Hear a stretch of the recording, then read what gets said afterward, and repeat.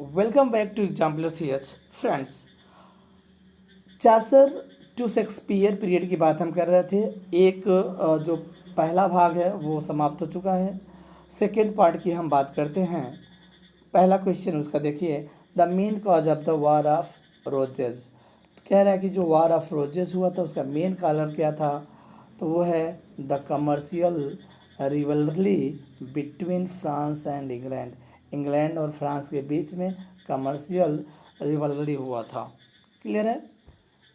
आगे बढ़ते हैं। किंग हेनरी सेवेंथ की बात कर रहा है, कब इंग्लैंड के थ्रोन पर बैठे, तो 1485 की बात कर रहा है। नेक्स्ट है किंग हेनरी एट्थ की बात कर रहा है, तो 1509 में यह आसीन हुए पद पर। हु रेस्टोर्ड रोमन कैथोलिक, तो क्वीन मैरी की बात कर रहा है। रोमन कैथोलिक को रिस्टोर्ड किसने किया, सुधार किसने किया, तो क्वीन मैरी की बात करते हैं। नेक्स्ट है the rain of queen Elizabeth first, तो 1558 टू 1603। यानी आपको याद होगा कि क्वीन एलिजाबेथ का जो डेथ हुआ था वो 1603 में हुआ था, तो ये वाला ऑप्शन आपका सही हो जाएगा। Next, during the Elizabethan age England emerge as noble and persistent nations, rousing herself like a strong man after sleep and shaking her invincible locks। किसने बोला था इस बात को, तो बता रहा है कि इसने इस शब्द को किसने दिया था, मिल्टन ने, इन सारे शब्दों को। ठीक है। Renaissance was the manifestation of new life, an outburst of virtuous floridity after the cramping restraint and withering asceticism of the middle age। ये किसकी राय है ये, तो ये है टिलियार्ड का Renaissance was the mystification. Next, the Turks captures Constantinople in. कह रहे जो तुर्क लोग थे वो कॉन्स्टेंटिनोपल को कब कैप्चर किए, तो 1453 की बात कर रहा है।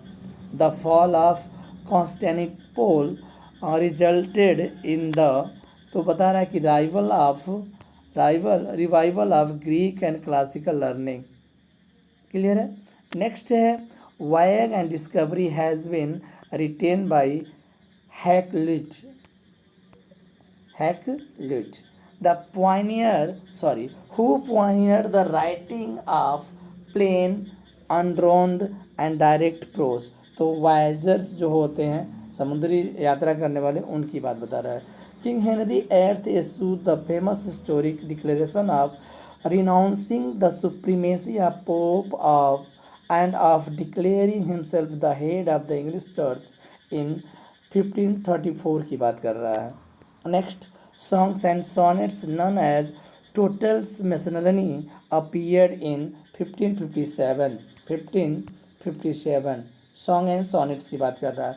Who introduced sonnet for the first time in English poetry, तो वाट एंड शरे की बात करते हैं फ्रेंड्स, वाट एंड शरे। Arcadia is romance. Astrophel and Stella, worked by Sidney.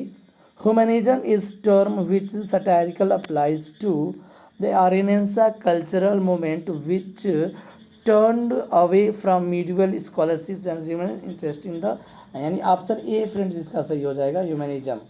Next है Spenser has been held as the poet by Charles Lamb. यानी स्पेंसर को पोएट बोला जाता है किसके द्वारा, चार्ल्स लैम के द्वारा।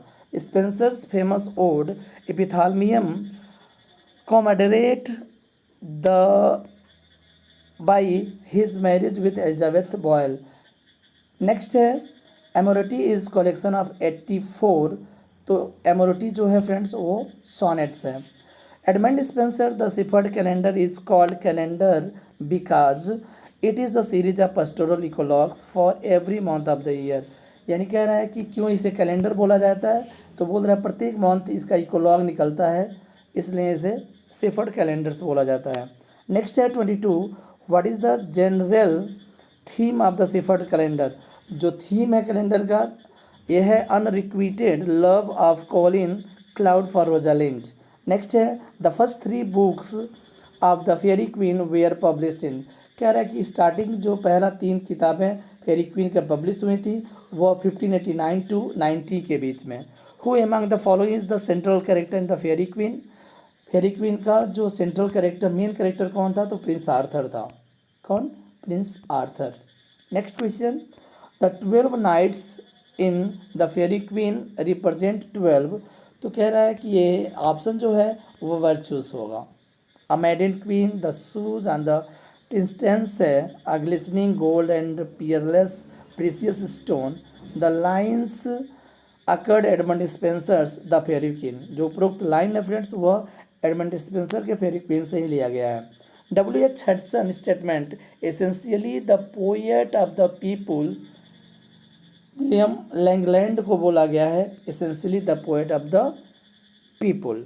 नेक्स्ट है Sir Philip Sidney, the defence of poesie were was published in 1595, यानी 1595 में सिडनी का the defence of poesie publish हुआ था।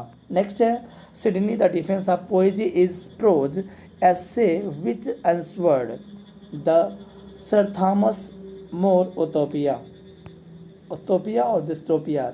Next, which war of roses known by the name the rose was the national flower of England।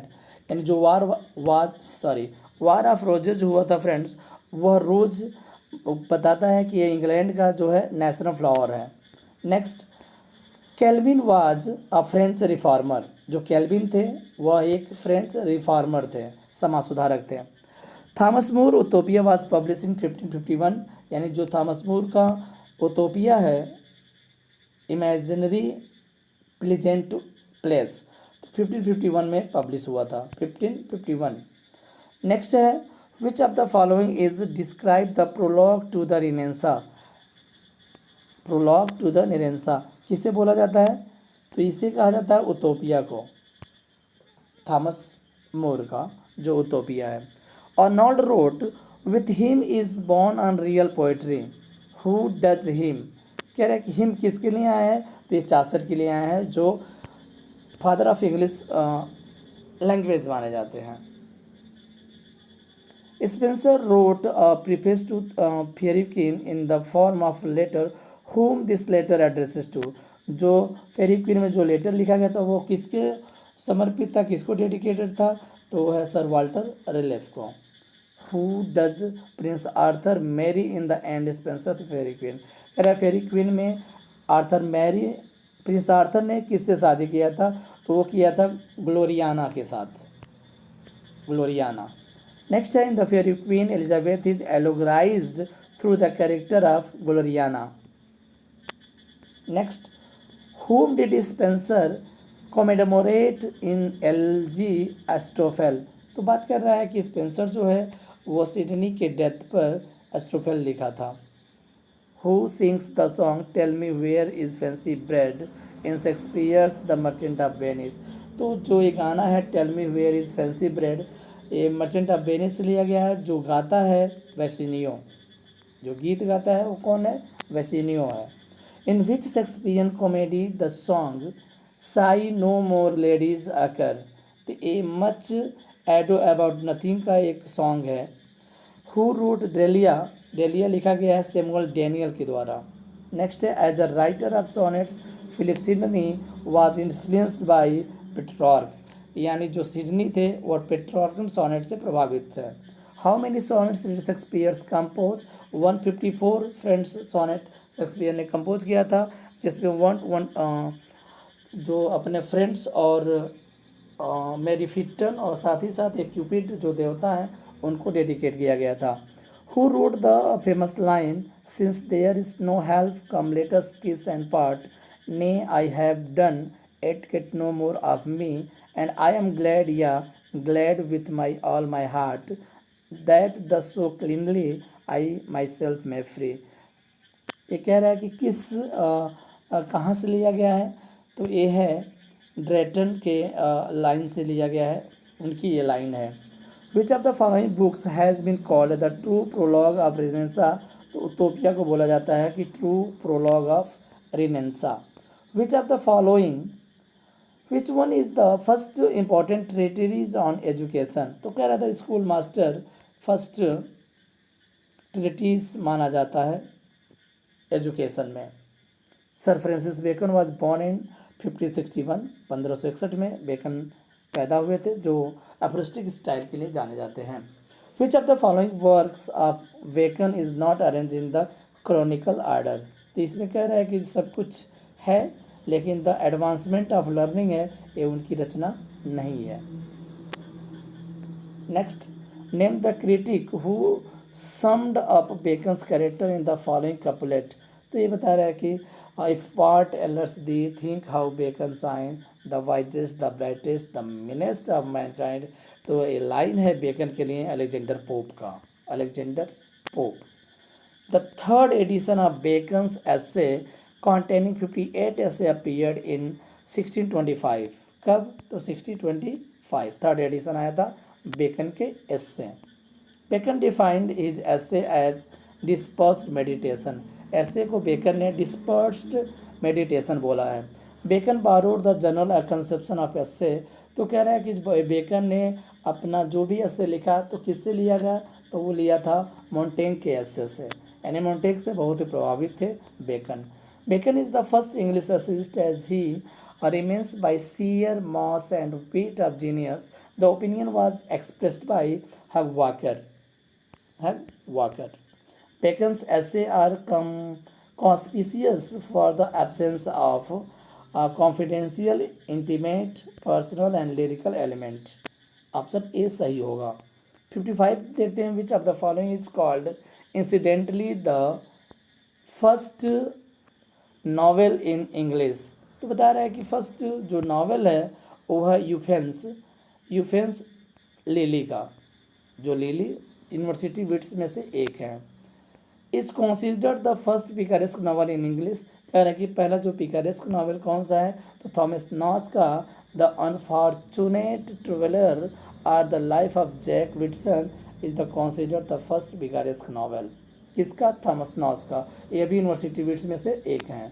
Next है Richard Hooker's the laws of ecclesiastical polity appeared in. कह रहे हैं कि जो Richard Hooker हैं उनका जो लॉ ऑफ इक्लेस्टिकल पॉलिटी है वो 1594 में पब्लिश हुआ था, अपीयर्ड हुआ था। नेक्स्ट है the laws of the ecclesiastical polity is a defence of church against the puritan, the first monument of splendid literary prose that we possess. यानी ऑप्शन सी जो है सही होगा। ओके फ्रेंड्स, आज यह चौसठ टू शेक्सपियर के बीच में ये पार्ट नंबर 2 था। मिलते हैं थर्ड पार्ट में नेक्स्ट वीडियो में। Okay, thank you.